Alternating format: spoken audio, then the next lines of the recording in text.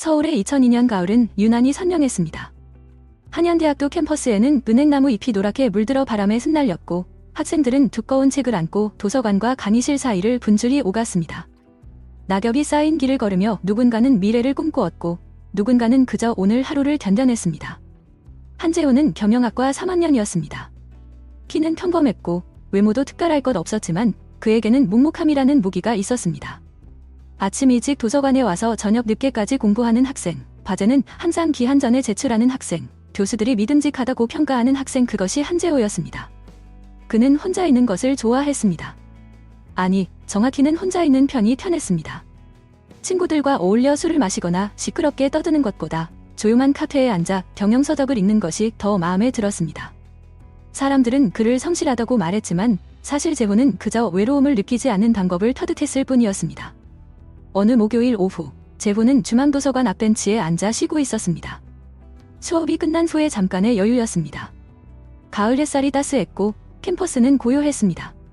그때였습니다. 은행나무 아래 한 여학생이 책을 읽고 있는 모습이 눈에 들어왔습니다. 서민경. 경제학과에서 모르는 사람이 없는 이름이었습니다. 긴 생머리, 단정한 얼굴, 그리고 언제나 타분한 미소. 그녀는 한양대 경제학과의 여신시라는 별명으로 불렸습니다. 실제로 그녀를 좋아한다고 공공연히 밝히는 남학생들이 소규모 팬클럽을 만들 정도였습니다. 재호는 그녀를 몇 번 본 적이 있었습니다. 강의실 복도에서, 학생 식당에서, 그리고 이렇게 도서관 근처에서. 하지만 말을 걸어본 적은 한 번도 없었습니다. 그럴 이유도, 용기도 없었습니다. 그는 그저 멀리서 바라보다가 시선을 돌렸습니다. 저기요. 목소리가 들렸습니다. 재호는 고개를 들었습니다. 서민경이 그를 보고 있었습니다. 순간 심장이 빠르게 뛰기 시작했습니다. 혹시 한재호 씨 맞죠? 그녀가 미소 지으며 물었습니다. 재호는 당황해서 고개만 끄덕였습니다. 교수님이 추천해 주셔서요. 다음 주 시험 때문에 스터디 그룹을 만들려고 하는데 같이 공부하실래요? 재호는 순간 말문이 막혔습니다. 그녀가 자신을 알고 있다는 사실도 놀라웠고 함께 공부하자는 제안은 더욱 예상 밖이었습니다. 그는 머뭇거리다가 답게 대답했습니다. 좋습니다. 그렇게 모든 것이 시작되었습니다. 첫 스터디는 중앙도서관 3층 스터디룸에서 이루어졌습니다. 민경은 경제학 언론 교재를 펼쳐놓고 체계적으로 노트를 정리했습니다.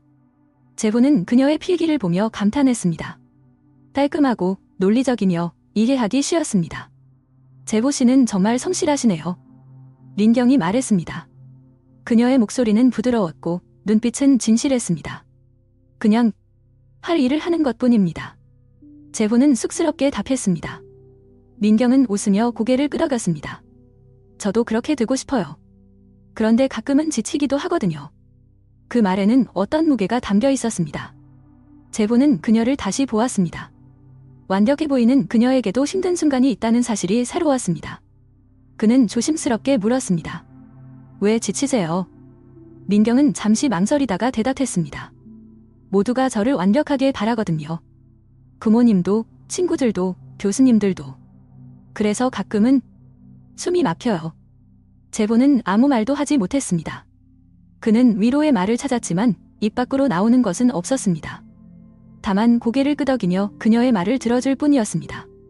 그날 이후 두 사람은 자주 만났습니다. 스터디는 핑계가 되었고 그들은 도서관을 벗어나 홍대 근처 카페로, 한강 산책로로, 그리고 작은 식당들로 자리를 옮겼습니다. 민경은 재호와 있을 때 편안해 보였고 재호는 그녀와 있을 때 자신이 필요한 사람이라는 느낌을 받았습니다. 가을이 깊어갈수록 두 사람의 관계도 깊어졌습니다. 2004년 봄, 재호와 민경은 졸업했습니다.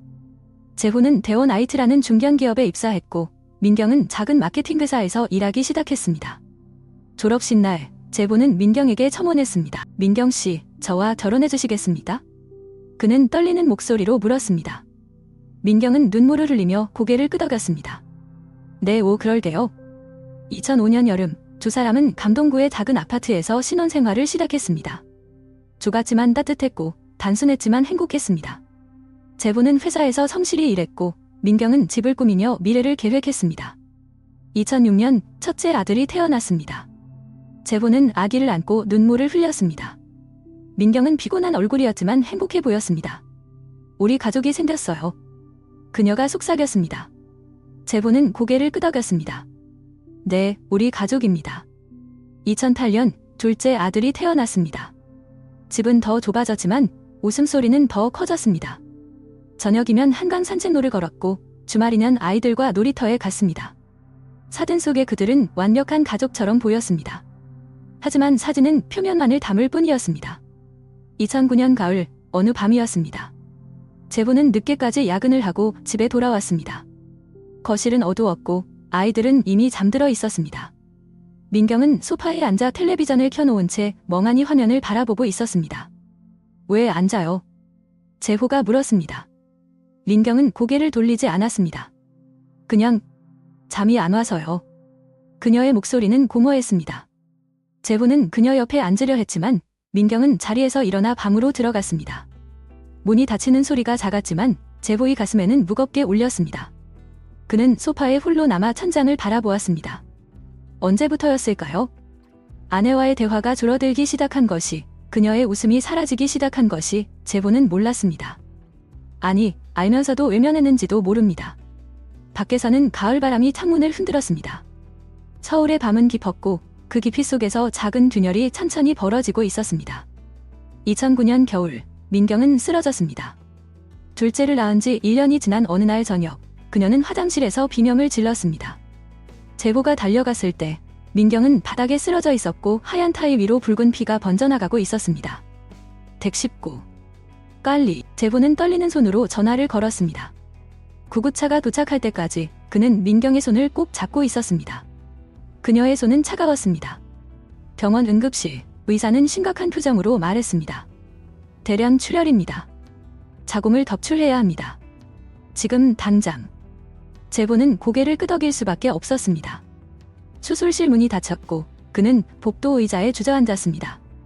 아이들은 이웃집에 맡겨둔 상태였습니다. 병원 복도는 소독약 냄새로 가득했고 성관등 불빛은 너무 밝았습니다. 6시간 후 수술은 끝났습니다. 민경은 살았지만 더 이상 아이를 가질 수 없게 되었습니다. 민경이 퇴원한 후 집은 조용해졌습니다. 그녀는 말이 없어졌습니다. 아이들을 돌보고 밥을 하고 빨래를 했지만 그녀의 눈빛은 텅 비어 있었습니다. 제보는 위로의 말을 건넸습니다. 괜찮아요. 우리에게는 이미 두 아들이 있잖아요. 민경은 고개만 끄덕였습니다. 하지만 그녀의 침묵은 동의가 아니었습니다. 그것은 포기였습니다. 제보는 회사 일이 바쁘다는 핑계로 집에 늦게 들어왔습니다. 사실 일이 바빠서가 아니었습니다. 그는 집에 가는 것이 두려웠습니다. 아내의 공허한 눈빛을, 무거운 침묵을, 그리고 자신이 아무것도 해줄 수 없다는 무력함을 마주하는 것이 견딜 수 없었습니다. 저녁마다 식탁에는 따뜻한 밥이 차려져 있었지만 대화는 없었습니다. 아이들조차 눈치를 보며 조용히 밥을 먹었습니다. 식사가 끝나면 제보는 서재로 들어갔고 민경은 홀로 설거지를 했습니다. 밤이 되면 두 사람은 같은 침대에 누웠지만 서로를 의면했습니다. 그해 봄, 박준석이 나타났습니다. 준석은 제보의 대학 동기이자 절친이었습니다. 졸업 후 IT 벤처에 다니다가 최근 회사 구조조정으로 해고되었다는 소식을 들었습니다. 제보는 그를 집으로 초대했습니다. 요즘 힘들다며? 우리 집에 자주 놀러와, 다 아이들도 내가 좋아하잖아. 준석은 고마워하며 고개를 숙였습니다. 미안하다. 신세 좀 지게 될 것 같아. 처음에는 일주일에 한두 번이었습니다. 준석은 아이들을 돌봐주었고 민경과 가려운 대화를 나누었습니다. 제보는 안심했습니다. 아내에게 말상대가 생긴 것이 다행이라고 생각했습니다. 하지만 횟수가 늘어났습니다. 일주일에 3번, 4번, 그리고 거의 매일 준석은 저녁 무렵 찾아와 아이들과 놀아주었고 민경과 거실에서 차를 마시며 이야기를 나누었습니다. 제보는 의심하지 않았습니다. 아니, 의심할 이유가 없다고 믿었습니다. 준석은 친구였고 민경은 아내였습니다. 2010년 여름, 제보는 이상한 점을 발견하기 시작했습니다. 민경의 휴대폰에서 문자 알림이 자주 울렸습니다. 그녀는 서둘러 화면을 확인하고는 얼굴을 붉혔습니다. 제보가 물었습니다. 누구예요? 아, 친구요. 민경은 자연스럽게 대답했지만 그녀의 눈은 제보를 피했습니다. 어느 날 저녁, 제보는 일찍 퇴근했습니다. 집에 들어서자 거실에서 웃음소리가 들렸습니다. 민경과 준석이었습니다. 두 사람은 소파에 나란히 앉아 텔레비전을 보고 있었습니다. 분위기는 자연스러웠지만 제보는 묘한 불편함을 느꼈습니다. 형. 일찍 왔네. 준석이 환하게 웃으며 인사했습니다. 민경은 당황한 듯 자리에서 일어났습니다. 저녁 준비할게요. 제보는 고개를 끄덕였지만 가슴속에서는 무언가가 조이기 시작했습니다. 의심은 천천히 자랐습니다. 제보는 민경의 행동을 주의 깊게 관찰했습니다. 그녀는 예전보다 화장을 자주 했고 옷차림도 신경 쓰는 것 같았습니다. 외출이 잦아졌고 친구 만나러 간다는 말이 늘어났습니다. 어느 날 밤 제보는 민경의 휴대폰을 확인했습니다. 그녀가 샤워하는 동안 그는 조심스럽게 침대 위에 휴대폰을 들었습니다. 비밀번호는 아이들 생일이었습니다. 문자함을 열었습니다. 대부분은 평범한 내용이었습니다. 하지만 준석이라는 이름의 문자가 유난히 많았습니다. 오늘도 고마웠어요. 다음에 또 만나요. 당신과 있으면 편하네요. 제보의 손이 떨렸습니다. 문자는 계속 이어졌습니다. 제보는 요즘 늦게 들어오나요? 우리 조심해야 해요. 하지만 멈출 수가 없어요. 제보는 휴대폰을 내려놓았습니다. 샤워실에서 물 흐르는 소리가 들렸습니다. 그는 침대에 앉아 숨을 고르려 했지만 가슴이 터질 것 같았습니다. 민경이 샤워를 마치고 나왔습니다. 그녀는 수건으로 머리를 말리며 물었습니다. 왜 그래요? 어디 아파요? 제보는 고개를 저었습니다. 아니요. 괜찮아요. 그날 밤 그는 잠들지 못했습니다. 다음 날 제보는 회사를 조퇴했습니다. 그는 민경을 미행했습니다. 민경은 아이들을 어린이집에 맡긴 후 강남역 근처의 카페로 향했습니다. 제보는 멀찍이 떨어져 그녀를 지켜보았습니다. 얼마 후 준석이 나타났습니다. 두 사람은 카페 창가 자리에 앉았습니다. 대화를 나누고 웃고 손을 마주 잡았습니다. 제보는 숨이 막혔습니다. 그는 카페로 들어가고 싶었지만 발이 떨어지지 않았습니다. 1시간 후 두 사람은 카페를 나왔습니다. 그들은 근처 호텔로 걸어갔습니다. 제보는 그 모습을 멀리서 지켜보았습니다. 호텔 입구로 사라지는 두 사람의 뒷모습을 그는 오랫동안 바라보았습니다. 그날 저녁 제보는 집에 돌아오지 않았습니다. 그는 한강 산책로를 걸었습니다. 강물은 검게 빛났고 도시의 불빛은 반짝였습니다. 그의 머릿속은 혼란스러웠습니다. 어떻게 할까? 그는 중얼거렸습니다. 이혼, 대면, 아니면 모른 척. 하지만 어떤 선택도 옳지 않았습니다. 제보는 벤치에 앉았습니다. 차가운 바람이 불었습니다. 그는 휴대폰을 꺼내 사진첩을 열었습니다. 결혼식 사진, 아이들 사진, 가족 여행 사진 모든 것이 거짓처럼 느껴졌습니다. 그는 준석의 번호를 눌렀습니다. 신호음이 울렸지만 전화를 끊었습니다. 아직은 아니었습니다. 아직은 확실하지 않았습니다. 제보는 증거가 필요했습니다. 명확하고 부인할 수 없는 증거가. 그는 벤치에서 일어나 집으로 향했습니다. 걸음은 느렸지만 그의 마음속에는 무언가가 단단히 뿌리내리기 시작했습니다. 분노가 아니었습니다. 그것은 차가운 결의였습니다. 제보는 3개월 동안 증거를 모았습니다. 그는 민경의 일정을 기록했습니다. 매주 화요일과 목요일 오후 그녀는 아이들을 어린이집에 맡기고 강남으로 향했습니다. 제보는 탐정사무소에 의뢰를 했습니다. 사진과 영상이 쌓였습니다. 호텔 입구, 카페 안, 그리고 준석의 원룸 앞 모든 것이 기록되었습니다. 제보는 간점을 드러내지 않았습니다. 그는 단지 파일을 정리했고 날짜를 표시했으며 증거를 분류했습니다. 밤마다 서재에 앉아 서류를 검토하는 그의 얼굴은 무표정했습니다. 하지만 그의 눈빛은 점점 차갑게 식어갔습니다. 변호사 사무실은 강남역 근처 고층 빌딩 12층에 있었습니다. 제보는 예약 시간을 맞춰 도착했습니다. 중년의 여성 변호사가 그를 맞이했습니다. 이름은 김지연, 입원 전문 변호사로 유명했습니다. 증거를 가져오셨나요? 김지연은 단도직입적으로 물었습니다. 제보는 두꺼운 파일을 책상 위에 올려놓았습니다. 변호사는 천천히 내용을 살펴보았습니다. 사진, 문자 메시지 출력물, 호텔 영수증, 목격자 진술서 모든 것이 완벽했습니다. 이 정도면 충분합니다. 김지연이 고개를 끄덕였습니다. 위자료는 최대한 받을 수 있을 겁니다. 상간자에게도 손해배상 청구 가능하고요.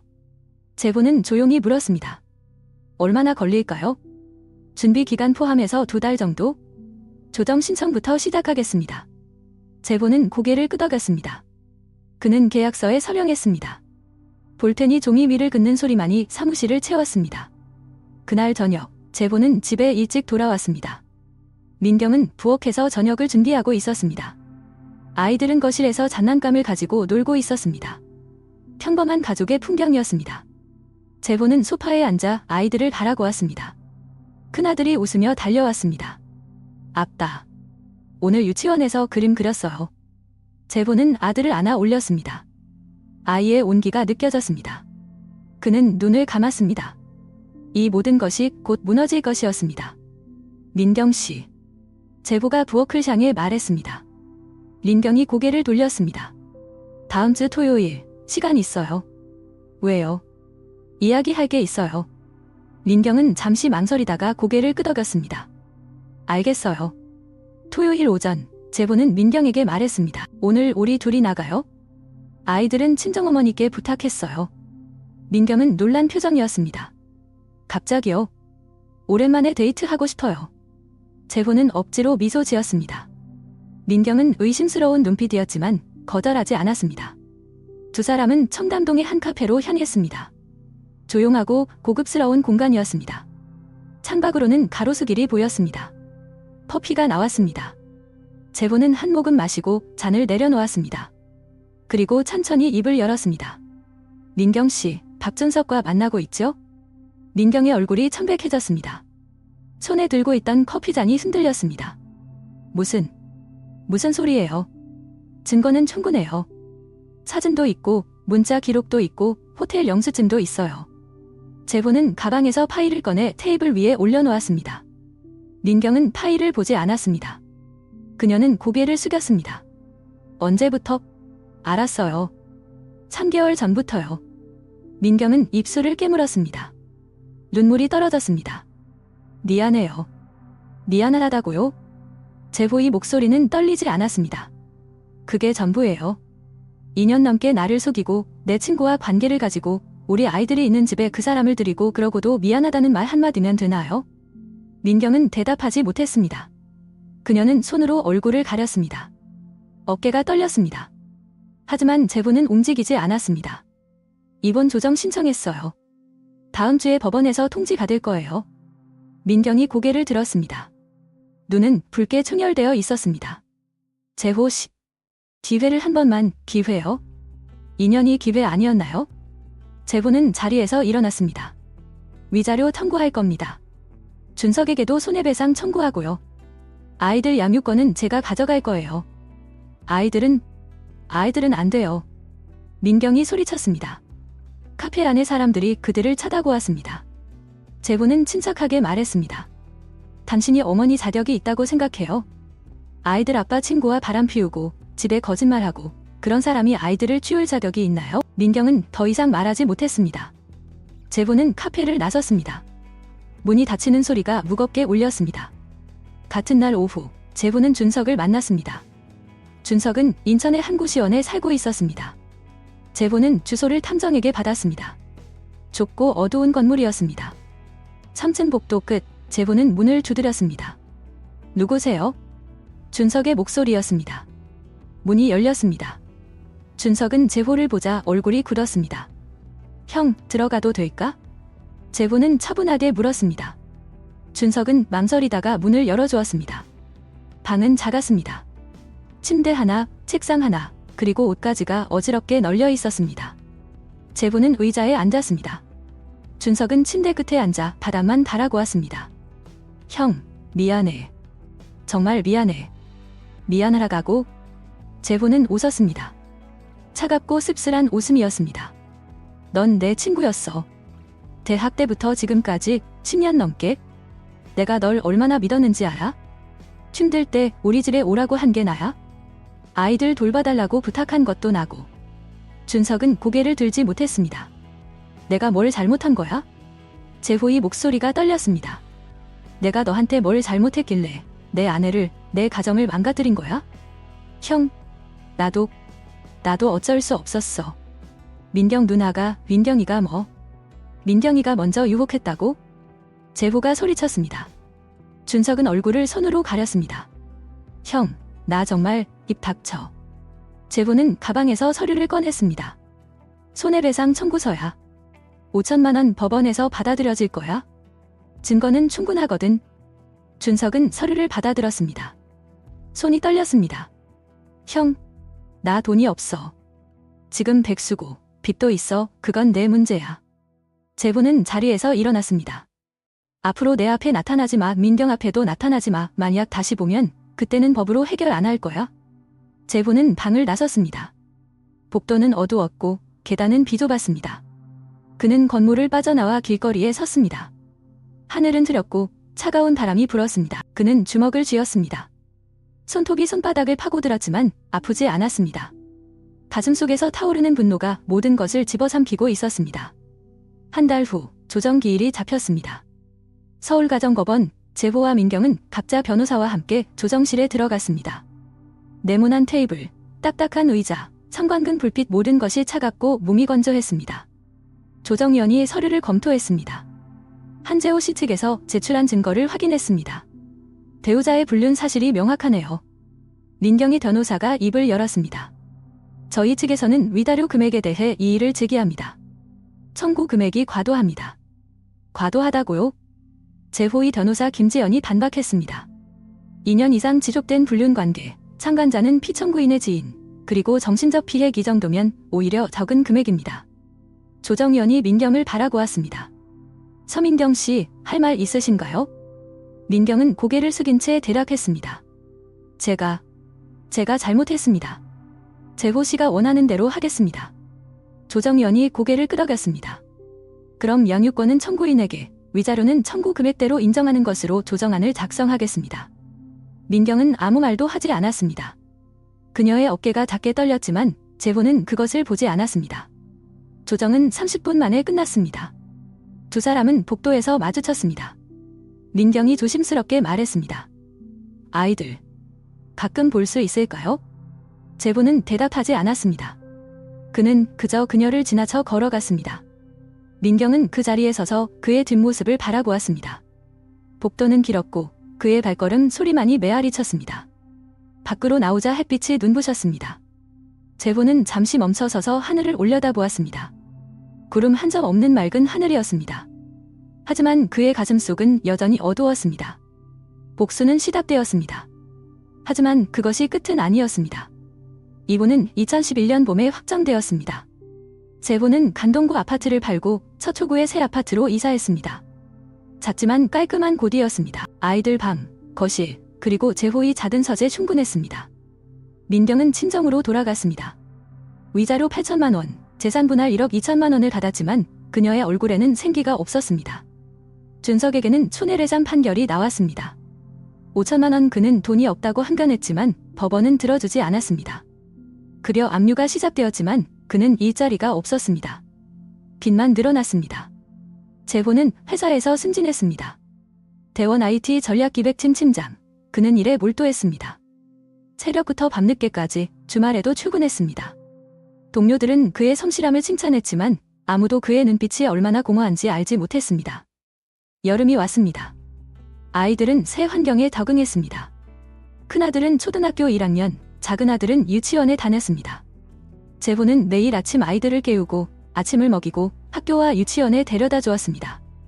저녁에는 함께 저녁을 먹고 숙제를 도와주고 책을 읽어주었습니다.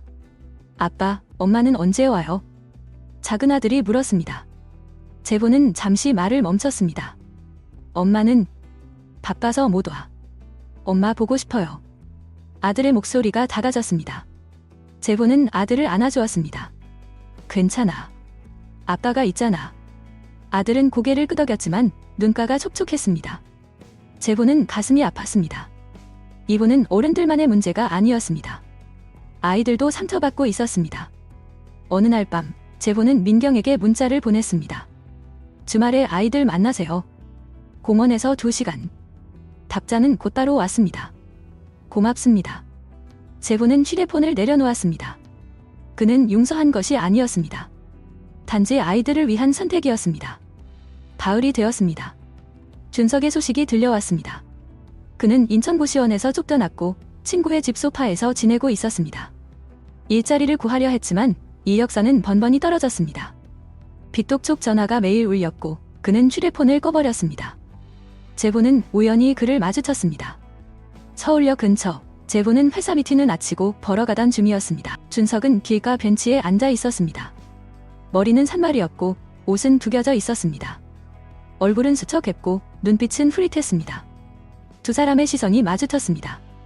준석은 고개를 돌렸습니다. 제보는 멈춰 섰습니다. 그는 준석을 달아보았습니다. 10년 전 대학 캠퍼스에서 함께였던 친구의 모습은 어디에도 없었습니다. 제보는 발걸음을 옮겼습니다. 그는 준석을 지나쳐 걸어갔습니다. 뒤돌아보지 않았습니다.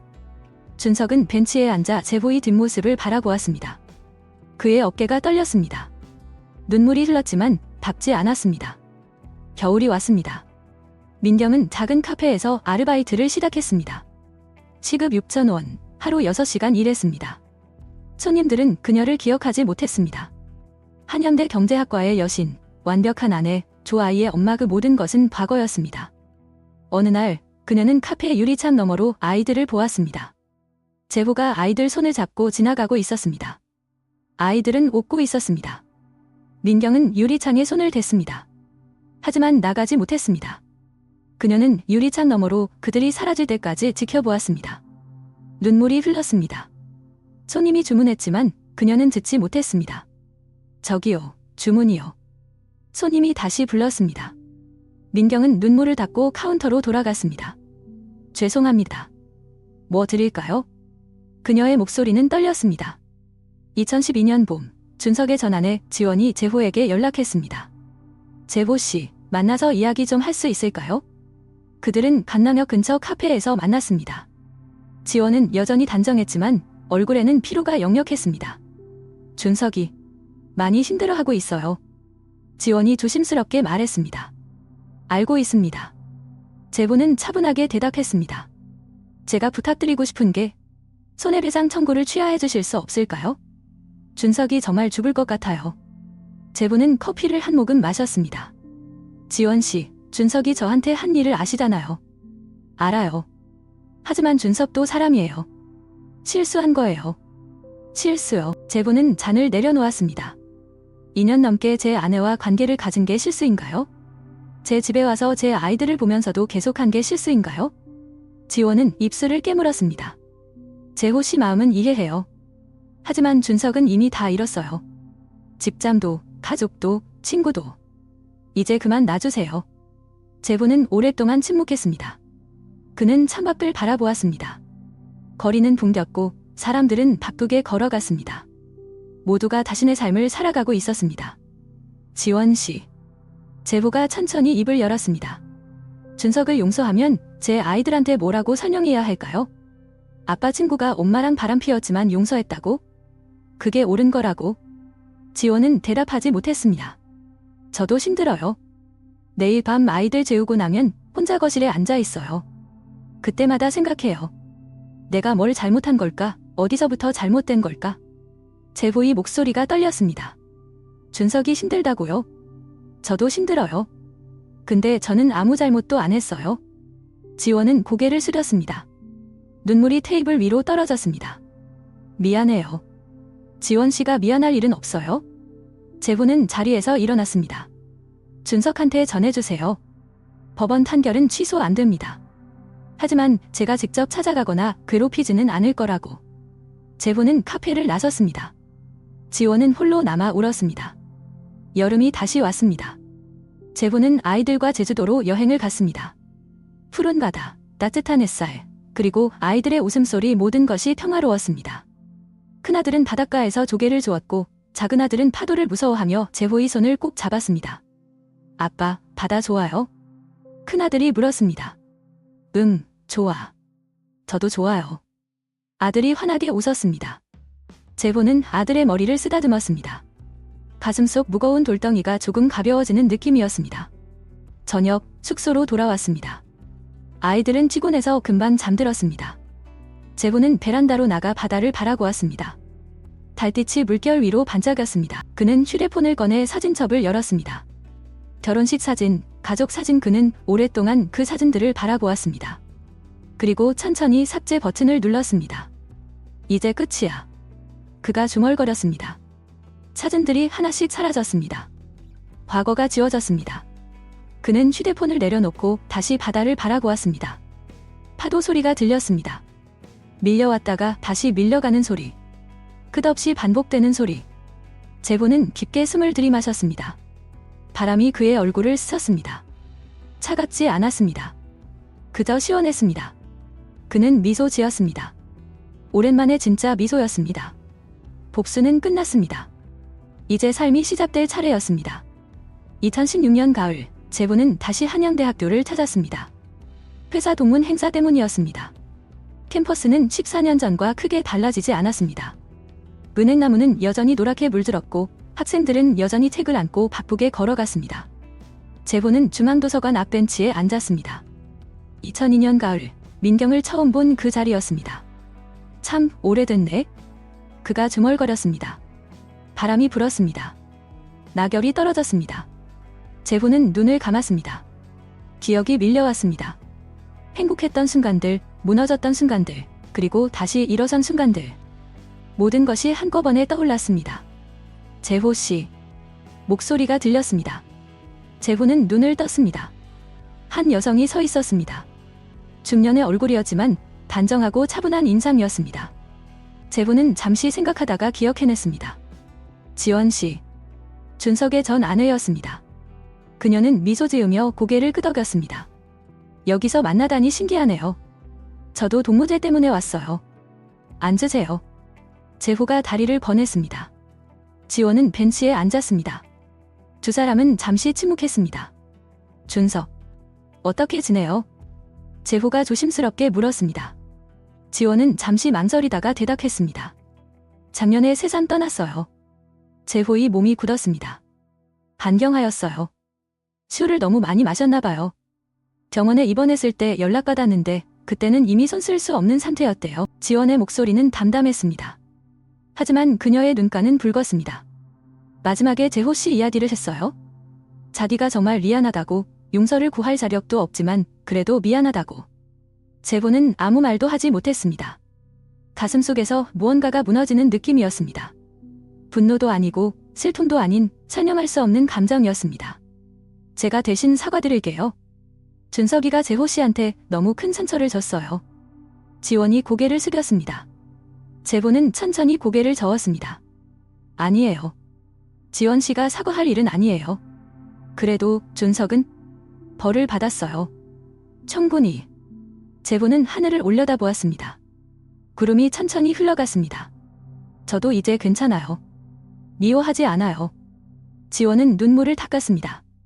고마워요. 그 말 들으니까 조금 마음이 편해지네요. 두 사람은 더 이상 말하지 않았습니다. 캠퍼스는 조용했고 바람만이 나뭇잎을 흔들었습니다. 그날 밤 제보는 집에 돌아왔습니다. 큰아들은 중학교 2학년, 작은아들은 초등학교 5학년이 되어 있었습니다. 두 아들은 거실에서 숙제를 하고 있었습니다. 아빠, 늦게 오셨네요? 큰아들이 고개를 들었습니다. 동문회 다녀왔어. 재미있었어요. 그냥 옛날 생각 많이 했어. 제보는 소파에 앉았습니다. 작은아들이 다가왔습니다. 아빠, 내일 운동회인데 같이 가요. 당연하지. 아빠가 도시락도 쌀게. 진짜요? 김밥이요? 김밥에 과일까지. 작은아들이 환하게 웃었습니다. 제보는 아들의 머리를 쓰다듬었습니다. 이런 순간들이 그를 살게 했습니다. 아이들의 웃음, 일상의 소소함, 그리고 내일을 기다리는 마음. 밤, 아이들이 잠든 후 제보는 서재로 갔습니다. 책상 서랍을 열었습니다. 오래된 봉투가 하나 있었습니다. 민경이 2년 전에 보낸 편지였습니다. 제보는 봉투를 꺼내지 않았습니다. 그는 서랍을 닫았습니다. 읽지 않아도 내용은 짐작할 수 있었습니다. 사과, 후회, 그리고 용서에 대한 부탁. 하지만 제보는 답장하지 않았습니다. 용서는 했지만 관계를 되돌릴 생각은 없었습니다. 그는 창문을 열었습니다. 서울의 밤 공기가 들어왔습니다. 차갑지 않았습니다. 그저 선선했습니다. 2017년 여름, 제보는 회사에서 또 한 번 승진했습니다. 상무이사, 그는 이제 회사에서 없어서는 안 될 사람이 되었습니다. 하지만 일에만 매달리지는 않았습니다. 주말에는 아이들과 시간을 보냈고 저녁에는 책을 읽었습니다. 가끔 등산을 갔고 친구들과 술도 마셨습니다. 삶은 평범했습니다. 극적이지 않았고 화려하지도 않았습니다. 하지만 안정적이었고 충만했습니다. 어느 토요일 오후, 재호는 아이들과 함께 한강공원을 걸었습니다. 자전거를 타는 사람들, 돗자리를 펴고 앉은 가족들, 강아지와 산책하는 연인들 모두가 평화로웠습니다. 아빠, 저기 치킨집 가요. 작은 아들이 손을 잡아 끌었습니다. 재호는 웃으며 고개를 끄덕였습니다. 그래, 가자. 세 사람은 강변 치킨집으로 향했습니다.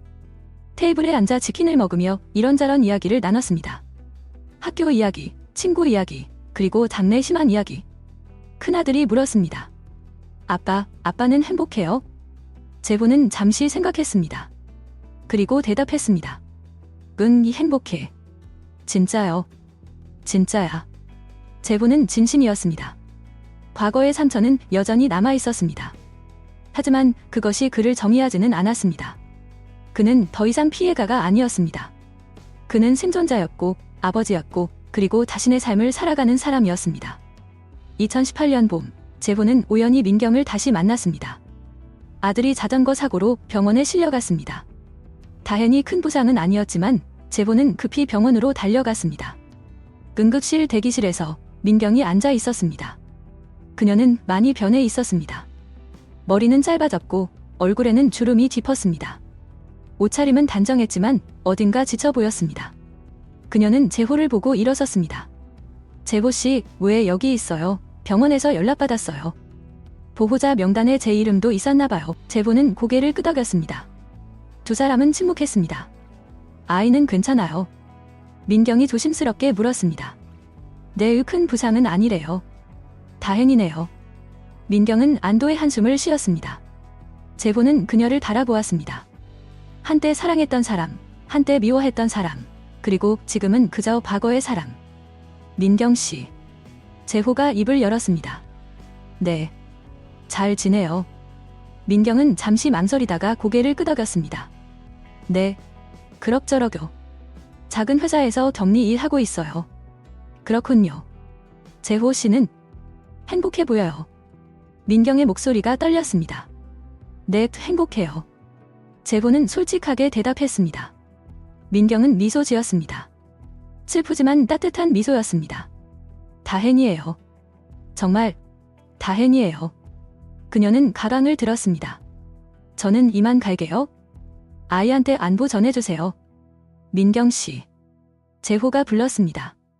민경이 멈춰 섰습니다. 우리 다시 시작할 수 있을까요? 민경이 떨리는 목소리로 물었습니다. 재호는 오랫동안 그녀를 바라보았습니다. 그리고 천천히 고개를 저었습니다.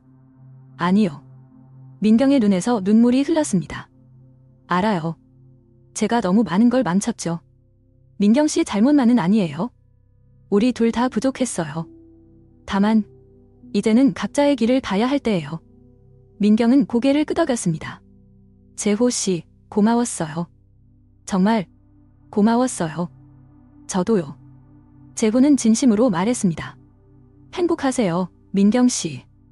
재호 씨도요. 민경은 병원을 나갔습니다. 재호는 그녀의 뒷모습을 바라보았습니다. 더 이상 아프지 않았습니다. 더 이상 화나지 않았습니다. 그저 조용한 이별이었습니다. 저녁, 재호는 아들과 함께 집으로 돌아왔습니다. 아빠, 엄마 왔었어요. 아들이 물었습니다. 응. 보고 싶었는데. 다음에 보자. 재호는 아들의 손을 잡았습니다. 두 사람은 천천히 걸었습니다. 서울의 하늘은 맑았습니다. 노을이 지고 있었습니다. 주황빛, 분홍빛, 그리고 보라빛 아름다운 색들이 하늘을 물들였습니다. 아빠, 하늘 예쁘다. 그러게. 정말 예쁘네. 두 사람은 하늘을 올려다보며 걸었습니다. 과거는 뒤에 있었습니다. 미래는 앞에 있었습니다. 그리고 지금 이 순간은 그들의 것이었습니다. 재호는 깊게 숨을 들이마셨습니다. 공기는 맑았고 바람은 부드러웠습니다. 그는 미소 지었습니다. 괜찮아. 이제 괜찮아. 그가 중얼거렸습니다. 그리고 아들과 함께 집을 향해 걸어갔습니다. 발걸음은 가벼웠고 마음은 평온했습니다. 서울의 하늘 아래 삶은 계속되었습니다.